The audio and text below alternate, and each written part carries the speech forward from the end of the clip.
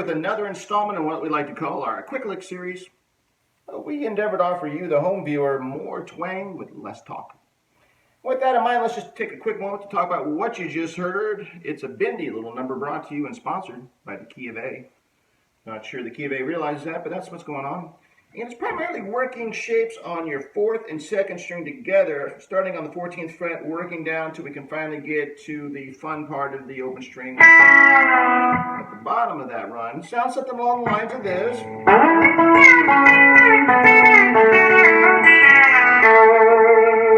You're right there in the A power zone. So you can have fun once you get down there.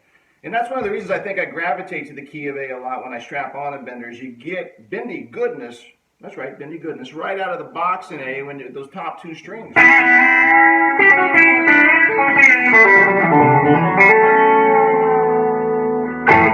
But not too useful for other keys, because those open strings do not always play well in other keys. So we're going to go over a variation of that lick. I'll move it down to G and show you the variation.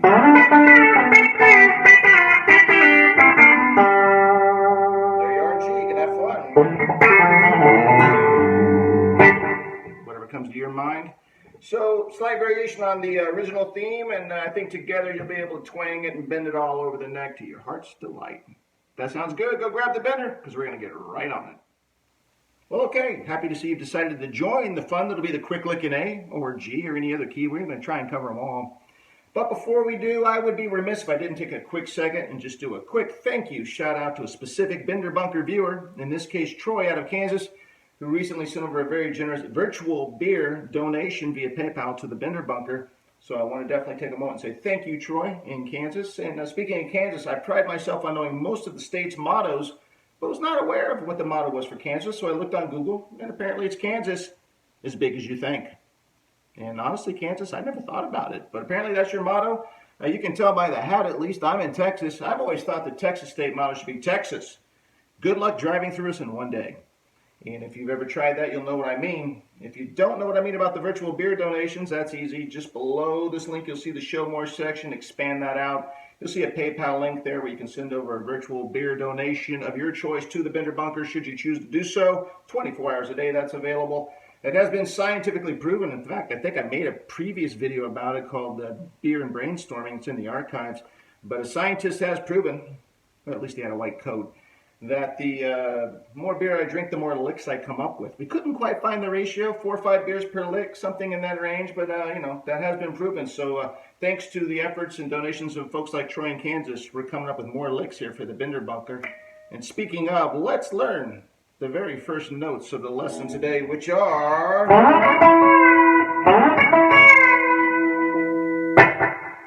And we're going to be working on our 4th and 2nd strings on the 14th fret. So what I need you to do is take your middle finger and slide that into the 4th string 14th. When you get there, have your ring finger 2 up on the B string there on the 14th, hop over to that, and then come back to the D string 14th, but hit a dead note. So it's really a triplet that sounds like this. Alright, so I'm sliding in, 4th string 14th, noting it, going up to the B string 14th, and then coming back and dead noting it for that triplet. Now that dead note at the end of the triplet does 2 things in my mind. 1, makes it a little twangier, and then 2, signifies in my mind that as I'm dead noting it and finishing that triplet, I've got to get the bender activated, because the 4th note that's coming needs a pre-bend on the bender. So that all together is going to sound like this. And what that is I've snuck my index finger on the 2nd string down to the 12th fret. So when I got the pre-bend after the triplet, I'm hitting that note and letting it down with my index finger there on the 12th. So all together.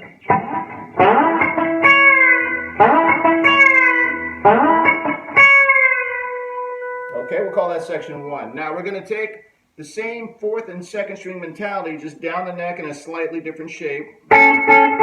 Right there. So now my middle finger is 4th string 11th, and my index finger is B string 10th.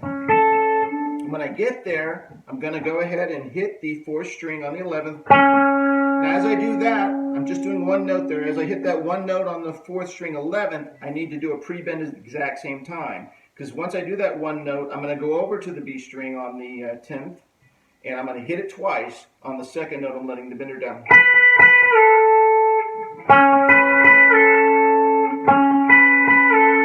All right, for context, all together.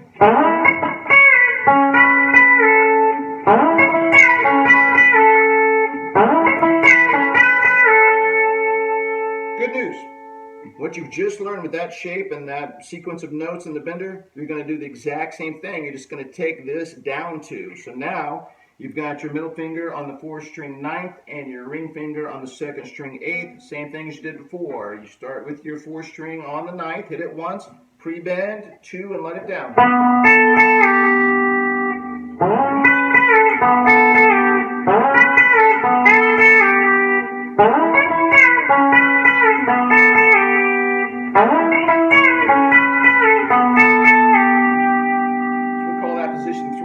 Position 4. Again, 4th and 2nd string, just a different position down the neck. Now my middle finger is on 4th string 7th and my index finger is on 2nd string 5th. Same thing we've done with just a slight variation at the end. We start with the 4th string on the 7th, pre-bend as we hit that one note. We're going to do the 2 up here with the second note, letting the bender down. But once the bender comes down, as the note still rings out, we're taking the bender all the way back up. It sounds like this. So, positions 2, 3, into 4 sound like this.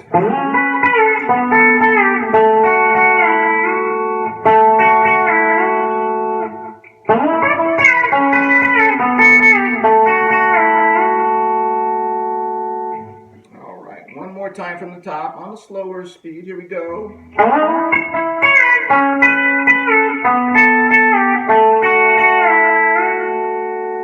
So there we are, position 4. We've got the bender fully engaged, as you can see. What I'm going to do now is take my fingers off the strings. I'm holding the bender activated with my thumb there, but the bender's fully engaged. What I'm going to do now is go up, and I'm going to do those open strings we saw in the beginning. I'm starting with the high E, and then I'm going and picking the B string, letting the bender down. And then the final note is my index finger, 3rd string, 2nd fret.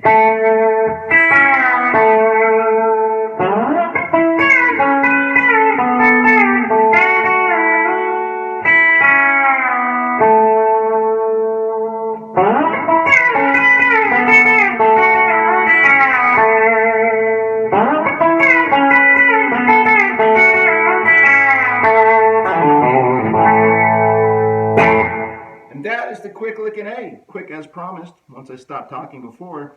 I'll do it real quick one time for context with a backing track for you. Maybe I won't. There it is.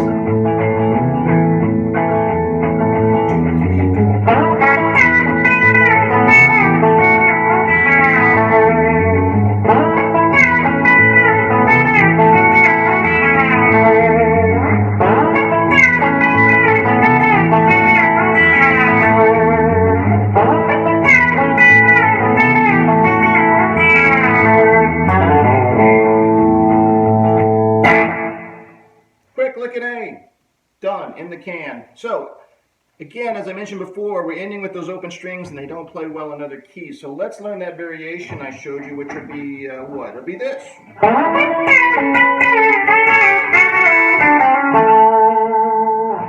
Now, let's go ahead and learn it in A. Stay in A for this one before we do any transposing. That way, the fact that we're using some of the exact same shapes you already know will make things go quicker. We are going to start exactly the way positions 1 and 2 that you learned for the main ultimate riff that we learned. We're going to do the exact same thing. We're starting with the same picking, same everything for positions 1 and 2. Right? You already know that. Now, here's where you're going next. Again, we're in A. Down the A-bar chord. So we're kind of going over here up here to the A7th bender shape area. And so what we're going to do there, we'll call this position 3 now. We're going to have top string 9th with our ring finger and then the 2nd string 8th with our index finger. Right? Okay. So before we hit those, we're going to be hitting them twice. Pre-engage the bender, hit it twice, bringing it down on the second one.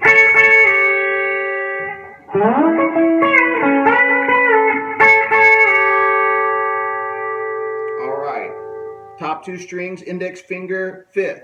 Again, that'd be the top of your bar, of your A bar chord, and that's what we're basically doing there. Top 2 with your index finger, same as what we did. Pre-engage, hit it 2, bring it down on the second one. Again, I'm down picking those, by the way. All right, so here we go.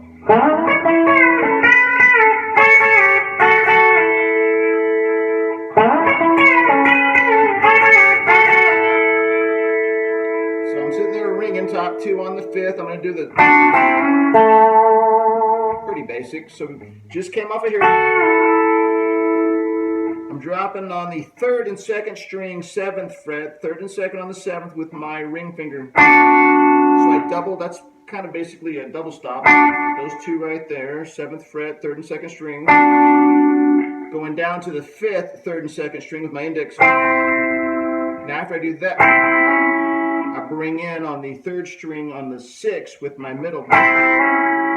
And then I finish the last note with my ring finger on the 4th string 7th, which I'm really just making an A chord there.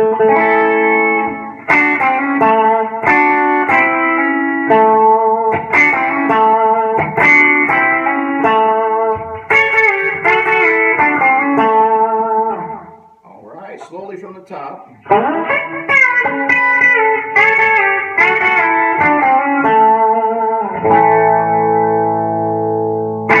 Okay, so now let's say we need to play this riff in G.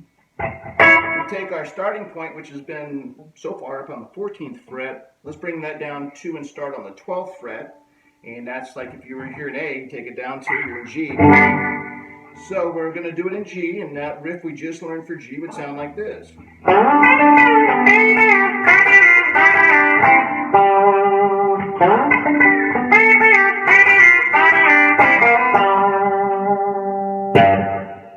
So you can move it up and down the neck now that you know the riff that doesn't involve the open strings. And that, my friends, is the end of the quick click here at the Bender Bunker. If you enjoyed any of this would be a great time to hit the like button while you're thinking about it below. And if you're new to the Bender Bunker, welcome.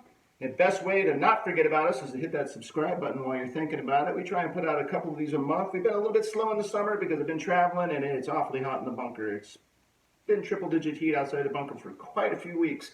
We'll get a little bit more frequency here on these lessons as things cool down in the fall and we don't fry in here, because running that AC does not do good things to the audio. So again, I appreciate you watching, coming by here at the bunker, and we're going to end as we always do with our motto: it is never too late to go on a bender, and I certainly hope you do, and I will see you next time. Until then, keep it bent.